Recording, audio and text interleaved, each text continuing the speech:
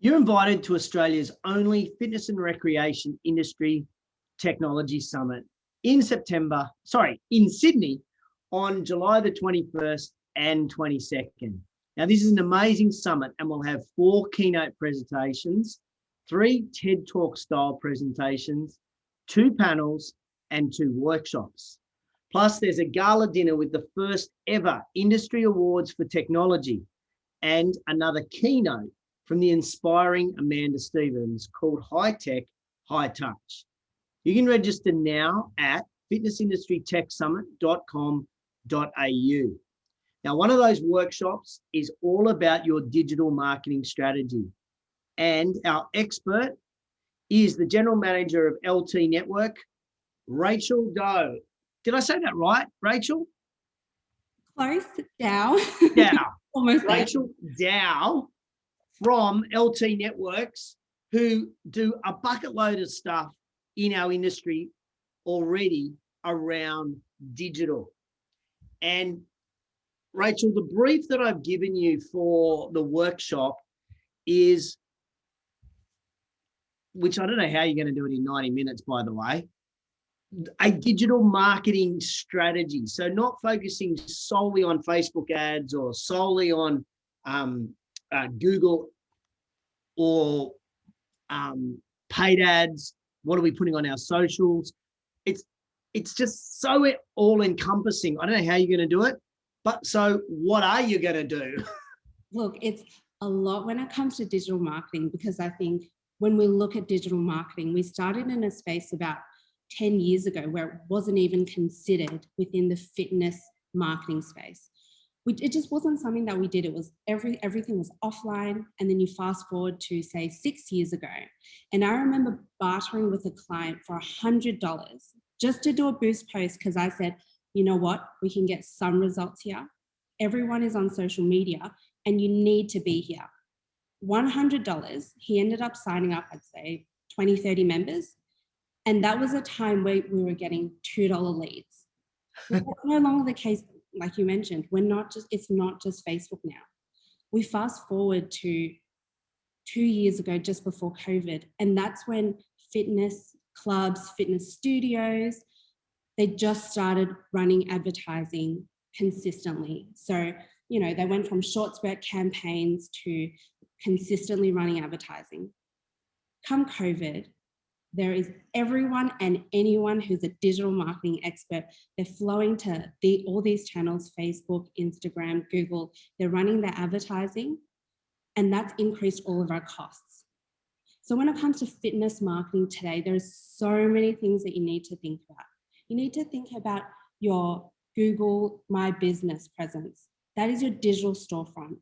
I know Margaret's going to be speaking in a workshop at the summit, so definitely advise everyone to go watch that, because I was looking at some data through one of the tools that we use on Google My Business. And in 1 month for a studio in the Gold Coast, there was over 3,000 people who just searched fitness studio in the area. 3,000. 3,000 people searching just fitness studio. That's not. Can I just call time here? Do you think as an industry we are focusing too much in advertising on socials and forgetting about the entire digital platform? 100%. And that's a perfect example. Yeah. There isn't any advertising associated to that. That's an organic action from someone who has the intention to join some sort of fitness studio, searching. That's 3,000 individuals that could have been clients or could have had conversations with that studio in particular.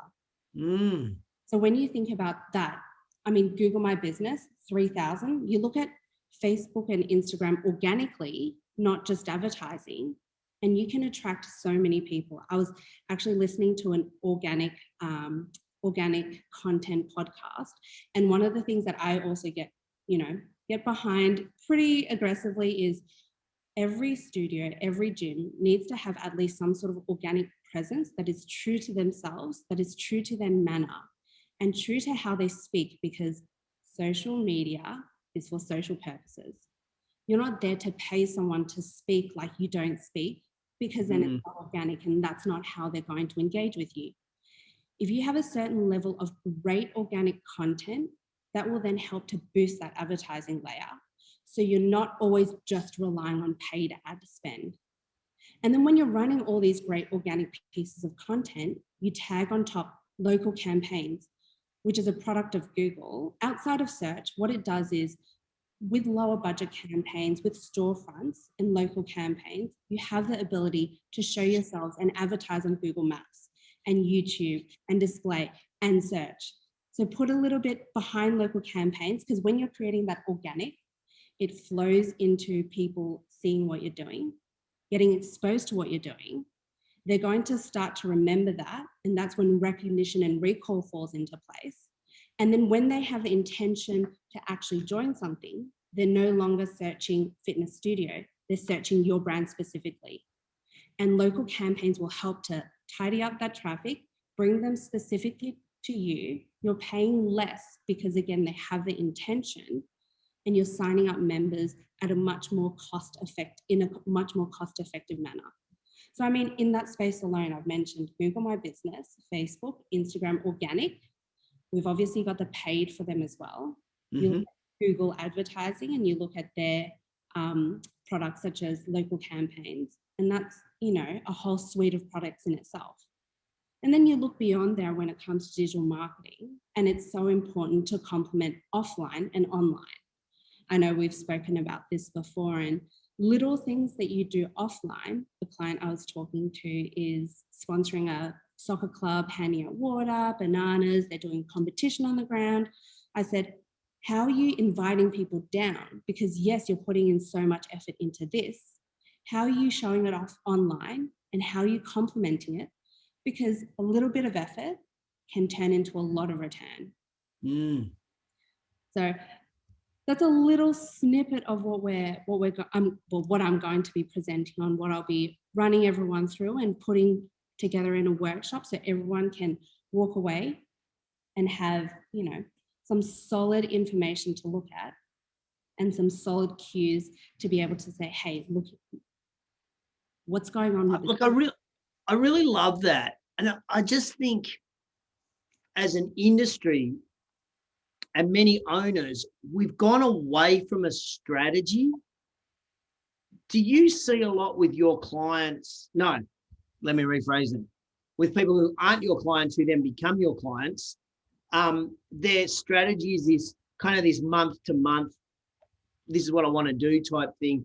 And I guess what I'm asking is, in the workshop, are you going to teach people like the idea of looking at something over a longer term? Now, obviously with COVID, doing a 12-month thing is difficult, but perhaps even a 12-week strategy.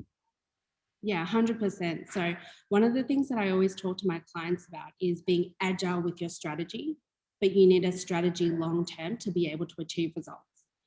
Got it. When talking to fitness clients, I always use the analogy of bodybuilding. You can't be in a competition unless you prepare.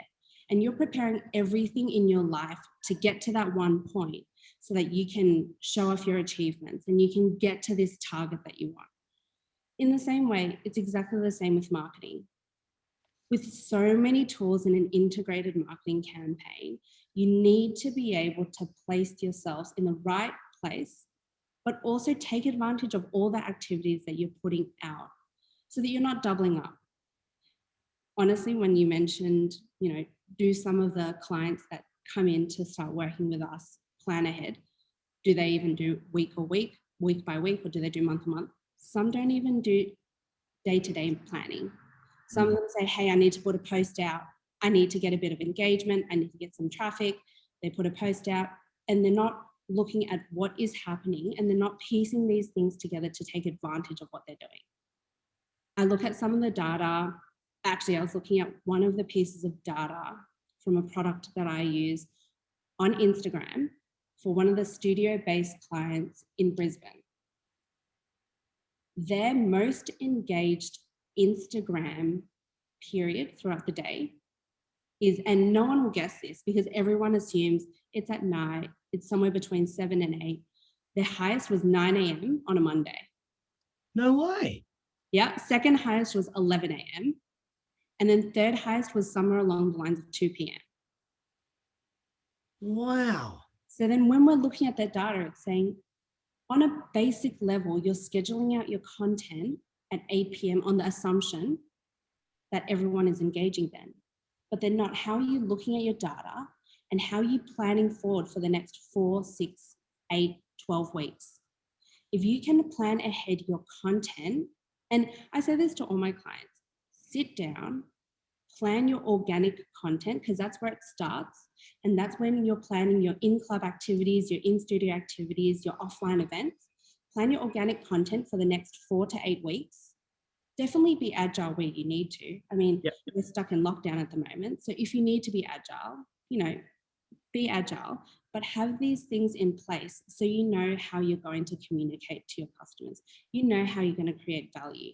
You know that at some point they're going to meal prep. You know that at some point they need a tip to be able to get off their asses, essentially.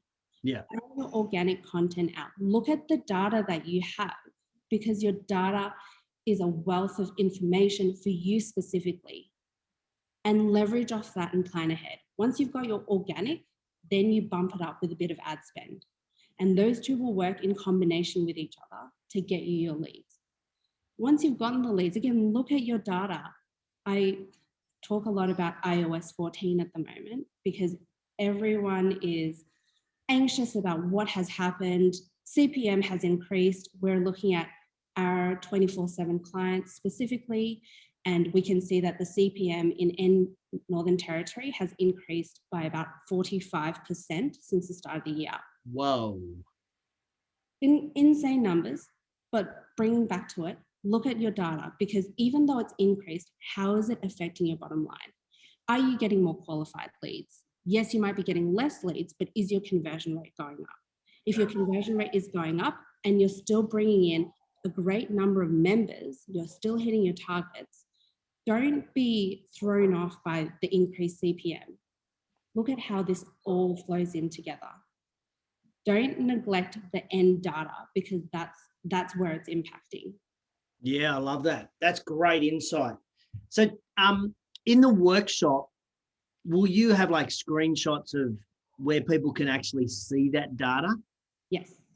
Awesome. I will be showing everything. I will be giving everything.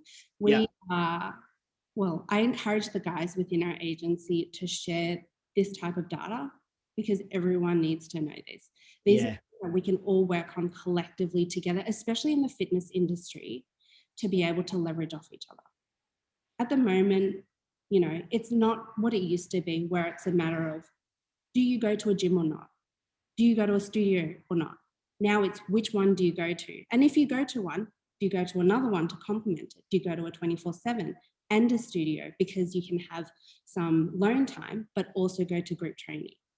There's more than enough business for everyone around. So it's about how we can work collectively as one industry to make everyone healthier, happier, and, in a much more mentally stable place, especially with COVID lockdowns. It's how we can impact each other. I love that message. I can't wait for this workshop. I have to confess, sometimes I think, what am I going to put on my Facebook feed today? Other times it's all so automated and it's so robotic and it's so generic that I also like to say it's also so shit. So I'm going to sit there with my pen poised during your session, because I just know that I'm going to learn lots and everybody there is going to learn lots. It's going to be a fantastic workshop. And the fact that you work in the industry with clients of huge size and small size, you're going to add so much value. So for you guys watching, make sure you head across to fitnessindustrytechsummit.com.au to register now. Rachel will be closing out the event. It's going to be a terrific workshop. Make sure you get along. And I just want to remind everybody that this is the only event this year in Australia that is focusing on improving your business efficiencies, logistics, communication, community, and digital marketing through technology. So no matter the size of your business, you are going to benefit from the Tech Summit. We look forward to seeing you on July the 21st and 22nd. Check out fitnessindustrytechsummit.com.au.